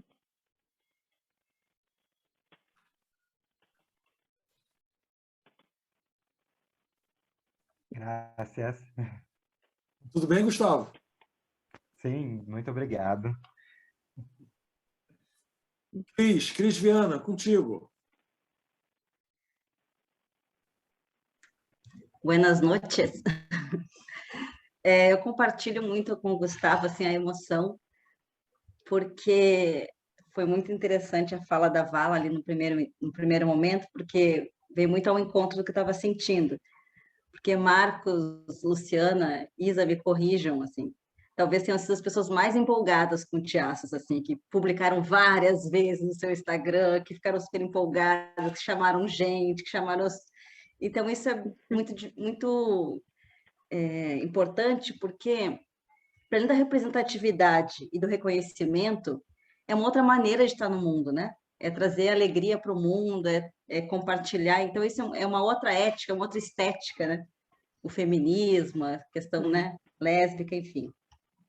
Então, a minha pergunta primeira vai para a Vala, é que se tem como ser analista junguiana, né? Sem ter uma clínica queer, sem gerar mais sofrimento ainda para as pessoas, né? Que podem trazer ou não uma questão como essa, né? Se não traz a sua, pode trazer de alguém próximo, pode, enfim, né, ter uma compreensão com qualquer outra pessoa. E ali na fala da Fran, em relação ali ao vídeo, me lembrou muito as arpideiras, né? Que são as mulheres bordadeiras, que a Violeta Parra é a mais famosa de todas, então faz bordados feministas, né? Para quem não conhece. E aqui no Brasil, elas estão muito ligadas aos movimentos contra a construção de barragens que alagam os territórios e que fazem as pessoas, né, terem que sair dos seus territórios. E me lembrou muito essa questão. E eu queria, então, um pouco do posicionamento de vocês, né, dessa clínica junguiana com os movimentos populares mesmo. Se tem alguma coisa, vocês estão pensando alguma coisa, se já houve alguma interação, não com o movimento social, né, feminista, mais formalizado, mas sim com o movimento popular mesmo, uma questão de ampliação, né, dessa clínica para a rua mesmo. Ah, ok. Creo que recién ahí entendí. Sí, yo también. Como te referías a si era posible una clínica por fuera del marco psicoterapéutico tradicional, una clínica junguiana, queer, feminista. Como contribuir con la calle, con la vida en sociedad. Sí, esa es una gran pregunta para hacernos, porque parte del elitismo de las instituciones junguianas se traslada, ¿no? Como en ese efecto. Para mantenernos en el circuito terminamos trabajando mucho en la clínica privada y poco, yo antes me dedicaba antes, en mi otra vida, me dedicaba a la epidemiología comunitaria y hice una formación en gestión y trabajo comunitario. Y es muy buena tu pregunta y me resuena y no tengo cómo responderla porque es una pregunta que me hago de cómo enlazar. Y justo, mirá qué casualidad, o sea, no sé si casualidad, pero qué linda imagen que trajiste con el bordado, porque ese collage yo lo hice el año pasado para las jornadas y se lo di, todavía no me lo devolvió, se lo di a una paciente, que es una paciente con la que también trabajo porque es la única psiquiatra junguiana feminista que conozco. Así que tenemos varios vínculos, y es bordadora, borda. Entonces le di el collage ese que les mostramos recién, para que lo intervenga con su bordado. Y digo esto porque con ella también venimos pensando y preguntándonos cómo hacer, por ejemplo, para poder trabajar con la población travesti trans de la ciudad donde habitamos, de La Plata, de alguna manera que llegue y que sea viable, ¿no? Porque es una población muy vulnerable, muy maltratada por el sistema de salud y más de salud mental.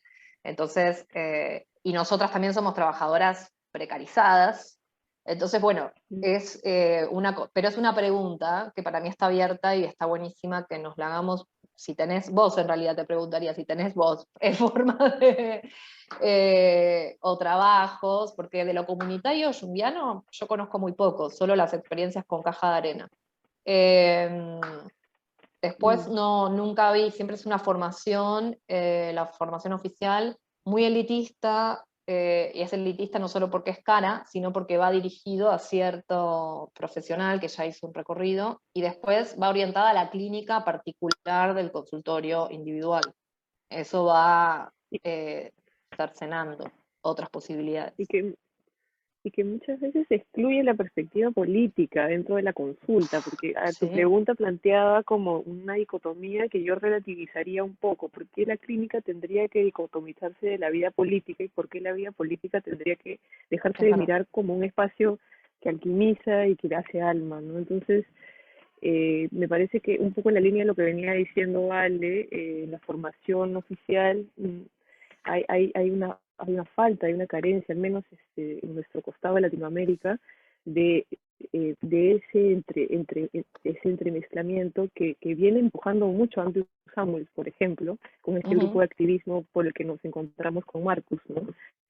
Esta mirada crítica de política del analista, del psicoterapeuta, me parece, creo que esto lo comparto con las chicas y un poco también inspirada en ese grupo de activismo. La identidad política del psicoterapeuta es clave para el tratamiento del alma, porque si el paciente, si la persona con la que estamos vinculándonos en esta relación íntima y profunda no es capaz de ver el mundo con ojos imaginales, no es capaz de reconocer la dimensión viva de la vida social, quiero decir, psicológicamente viva, lo que se está reproduciendo, las criaturas míticas que se encuentran presentes entre nosotros cotidianamente en la vida pública. ¿De qué estamos hablando? ¿No? ¿De qué estamos hablando? Igual estoy totalmente de acuerdo con que sería bueno hacer cosas fuera del consultorio. Soy totalmente partidaria de eso, ¿verdad? Sí. Pero bueno, ahí como para complementar nomás el diálogo. Pero está muy bueno lo que agregaste, Fran, porque lo primero, cuando no te entendí tu pregunta al principio, Cris, logré anotar, ¿se puede ser una analista junguiana queer? Y te iba a decir,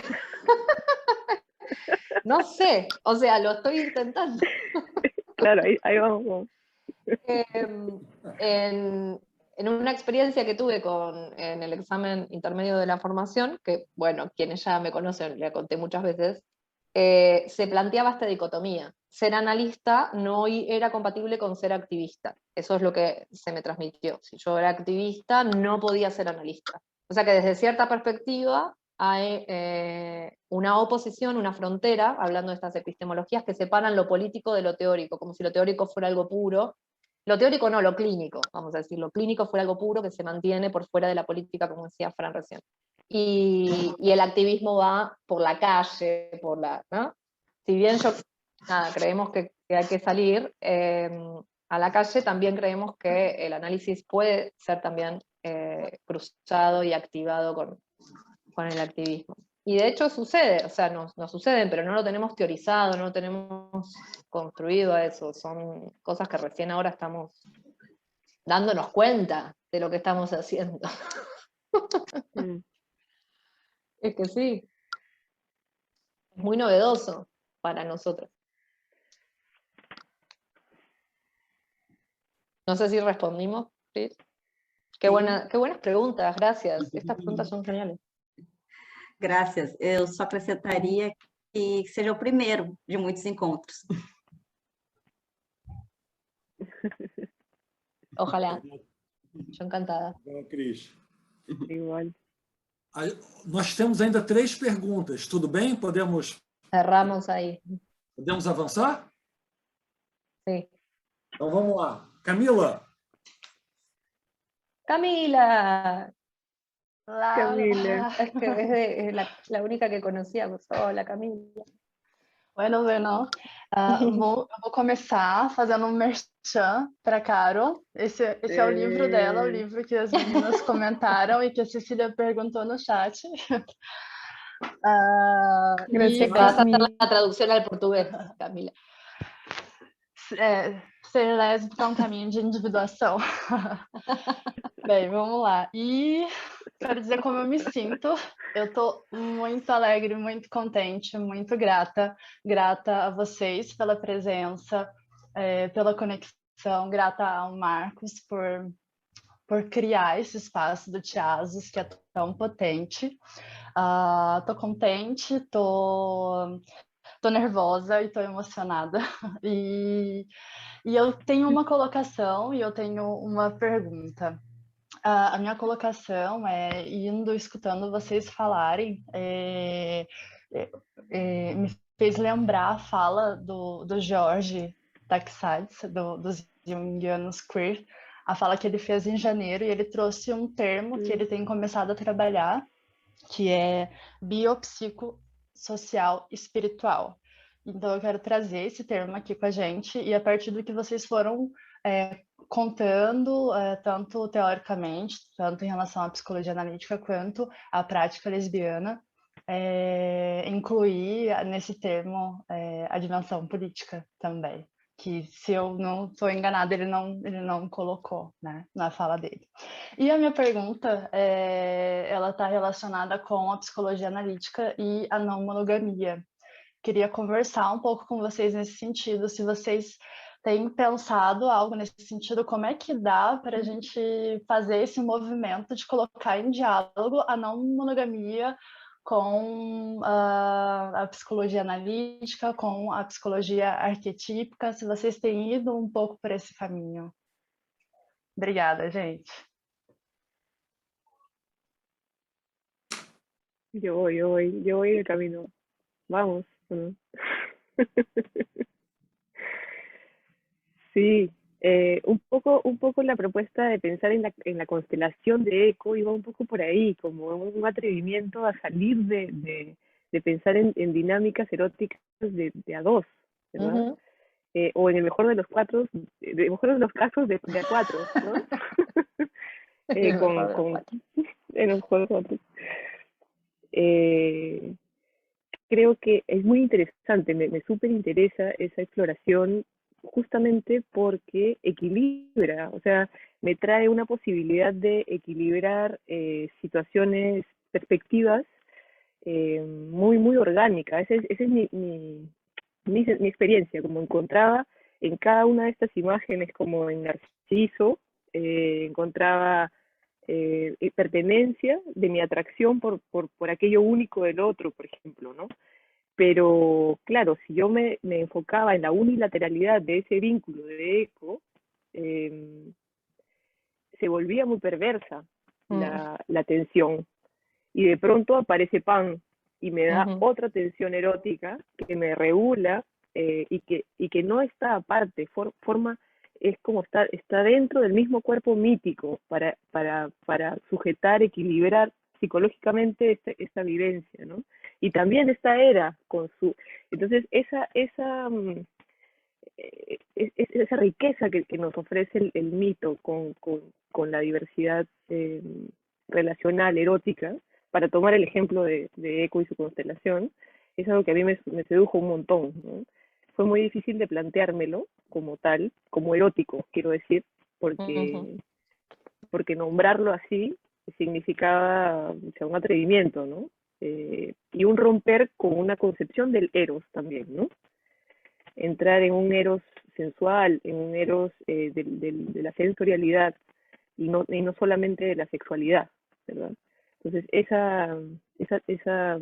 ese atrevimiento creo que es un atrevimiento que la psicología arquetipal permite, facilita, ofrece mucho más que la perspectiva clásica monoteísta, ¿no? Ese sería mi aporte. Me encantó conocerte, Camila. Había escuchado de ti bastante. No sé si tengo mucho para ofrecer en este punto. Para mí es un aspecto a investigar, pero lo que se me vino cuando hiciste la pregunta fue que es otro aspecto más, otro ejemplo más en donde la psicología analítica termina operando de manera normativizante, ¿no? Y utilizando los mitos, lo que preguntaban antes, si los mitos son en sí mismos patriarcales o en sí mismos monogámicos. Y no, eso es la lectura que se hace y cómo se aprovecha y se los instrumentaliza para generar modelos de conducta como correctos e incorrectos, ¿no? Como se utiliza para moralizar la conducta y terminar, entonces, en este caso, volviendo monogámica a una especie que no necesariamente lo es, y volviendo heterosexual a una especie que no necesariamente lo es, ¿no? Y se me ocurría pensar también en esto de la literalización, que muchas veces, digamos, Jung puede pensar simbólicamente un montón de cosas, pero cuando se trata del matrimonio, por ejemplo, lo literaliza al nivel que la individuación, hasta no hace mucho, porque hace muy pocos años, que se empezó a romper esta idea de que para completar un análisis e individuarse, ¿no? Es decir, llegar a la meta de la individuación, que parecía un final en algún camino, había que casarse, y casarse con un varón si eras una mujer si eras un varón, ¿no? De hecho, había que pasar por el análisis con una mujer y un varón, ¿no? Para completar la tarea analítica. No sé si estaban al tanto de estos detalles. Este nivel de literalización, que, qué sé yo, a mis ojos es absurdo, casi que da risa, pero se sostiene todavía en algunos sectores, y si no se sostiene explícitamente, se sostiene en la imaginación de esto. Entonces, por ahí se puede tolerar que alguien sea lesbiana, marica, queer, pero tiene que tener una pareja y el sexo tiene que ser pulcro y prolijo, porque si no, no se está cumpliendo con los parámetros de la individuación.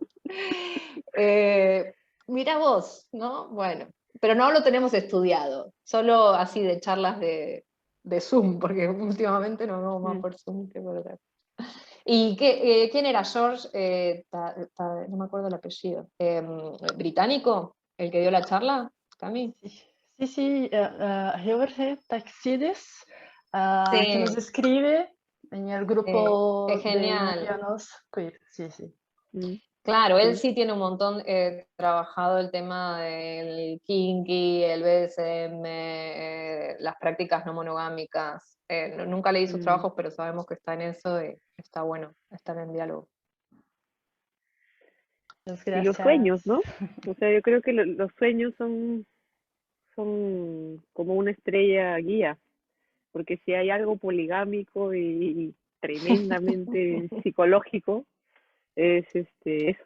Así que, bueno. Genial. Obrigado, Camila.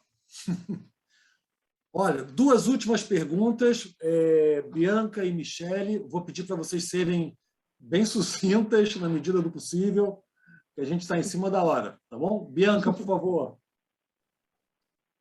Bom, difícil ser sucinta, vou tentar. Primeiro que queria agradecer muito. Queria falar rapidamente que, já que vocês tocaram no assunto do corpo, que eu fiquei a palestra inteira com o corpo tremendo, com o coração muito acelerado, porque de muita emoção mesmo, com o eco que eu tive com as ideias que eu escutei aqui. Poderia ficar muito tempo falando sobre isso, mas, resumindo, eu me senti assim com o meu corpo, né, vibrando muito. Então, na verdade, eu tenho duas perguntas, mas se não der, aqui for possível, né? Uma é sobre como eu acho que vocês estudam a Glória Anzaldúa, né?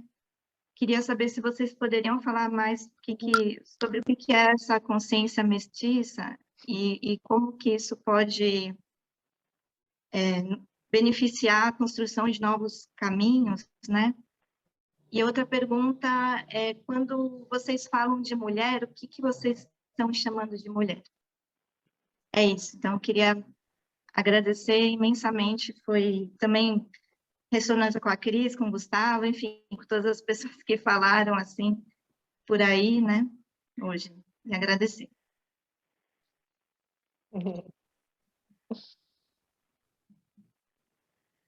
Gracias, Bianca. Tomo la posta por la pregunta de Ansaldúa, pero no te voy a responder exactamente sobre la conciencia mestiza, que podríamos también armar un seminario al respecto.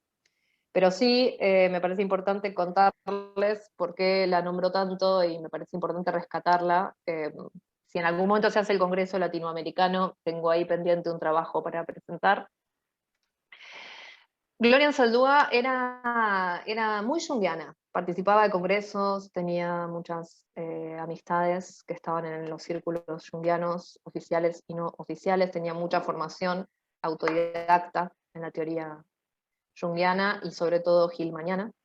Así que su propuesta, su conciencia mestiza, su borderland, su Nepantla, son todas propuestas que se pueden leer como, para mí, esto es una cosa mía, como amplificaciones e ideas teóricas para una psicología analítica de base e imaginación latinoamericana con otra mítica.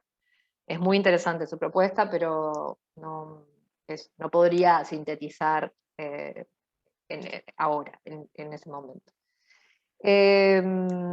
Y la otra pregunta se me fue, estoy ya, perdón.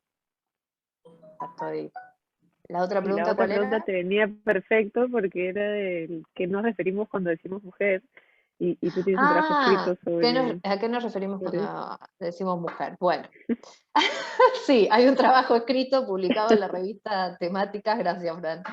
Si no me lo decías, mira, yo me olvido de lo que escribo, me olvido de lo que digo, que se llama La mujer como mitología del cuerpo, en donde hablo ahí de la construcción de la categoría mujer de forma universalista y esencialista, pero también rescato la idea de la mujer como sujeto histórico-político, en donde ahí podemos decir, en donde la mujer entra a ser en realidad todo lo que es lo otro en la cultura dominante. La cultura dominante no es binaria estrictamente, no es varón y mujer, es lo uno, que es lo masculino, y lo otro. En eso lo otro entran múltiples identidades que les llamamos feminizadas, pero no porque sean femeninas en sí mismas, o lo que tradicionalmente se dice femenino, sino porque están entendidas y leídas como lo otro, lo diferente, lo que es peligroso, oscuro, la naturaleza, ¿no? Todos estos aspectos misteriosos que se le adjudican al femenino universal y se le tiran encima a algunos cuerpos con determinados signos que a esta cultura identifica como mujeres y le inserta una serie de características. Entonces, cuando hablamos de mujer, podemos estar haciéndolo como sujeto histórico-político que existe, ¿no? Podemos decir eso, construido históricamente, además, como se construyeron los trabajadores, se construyeron las mujeres. Esto es muy interesante de estudiar en la teoría feminista, pero también como un efecto residual de una serie de imágenes mitológicas construidas sobre eso, ¿no? Y eso le da una potencia, nos da una potencia a las otredades, ¿no? Porque entonces hay un montón de información, si pensamos en el inconsciente colectivo, compartido desde esto, lo otro. Lo que pasa es que siempre estamos mirando a lo uno, porque lo uno es lo que se enseña en las universidades, en las formaciones, ¿no? Se enseña la mirada patriarcal, monoteísta, heroica, egocéntrica. Entonces, pero de repente cuando miramos hacia los costados y nos encontramos, por eso traía la imagen del valle, ¿no? Y resonamos, podemos hacer mucho eco, vamos a decir eso.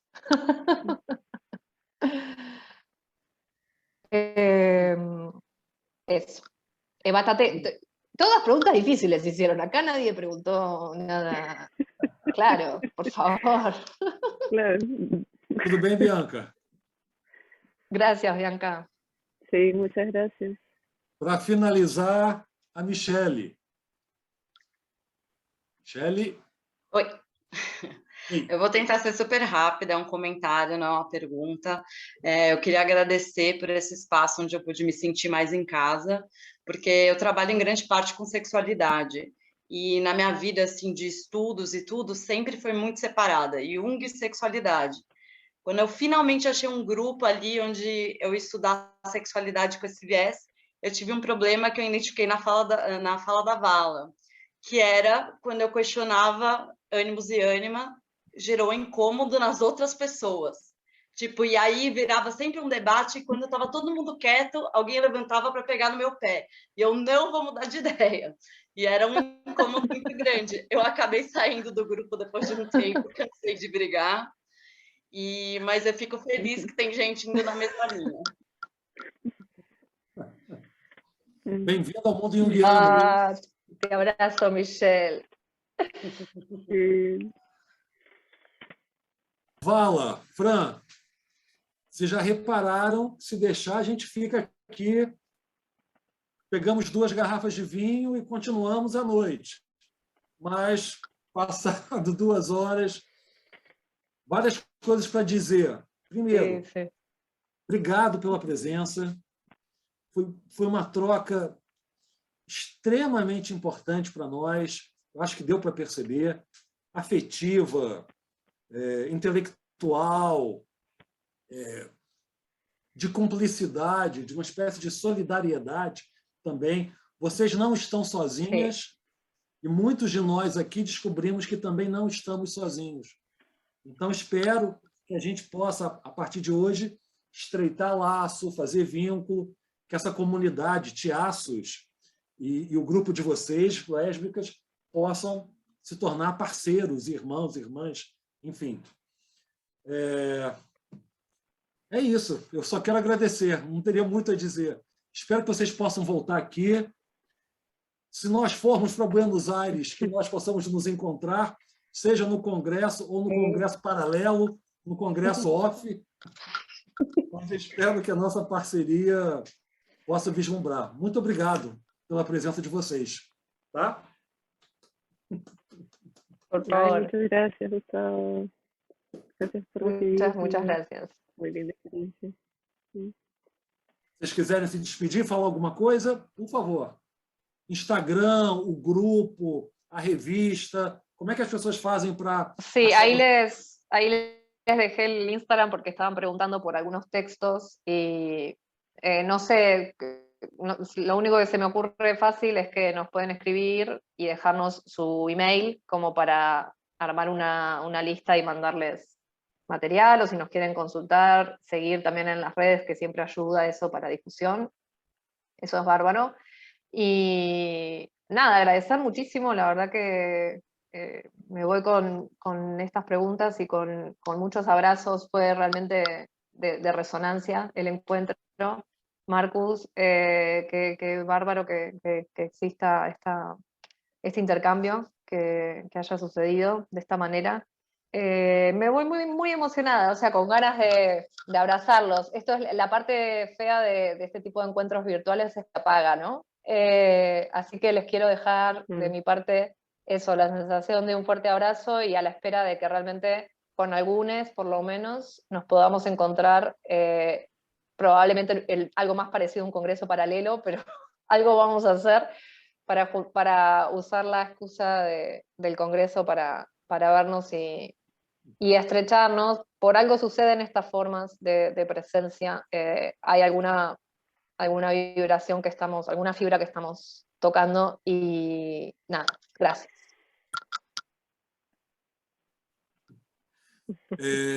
Só querendo deixar claro que um próximo convite, a Carolina Gunes está convidada para participar também, que ela faz parte, não é?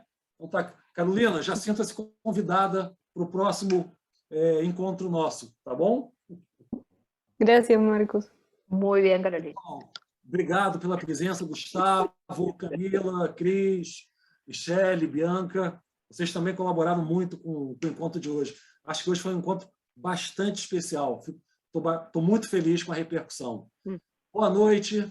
Vala, Fran, beijos. Lu, beijo. Tchau, muchas gracias. Gracias, chicas. Obrigado pela tradução. Um beijo em você. Até a próxima. Boa noite, pessoal. Até lá.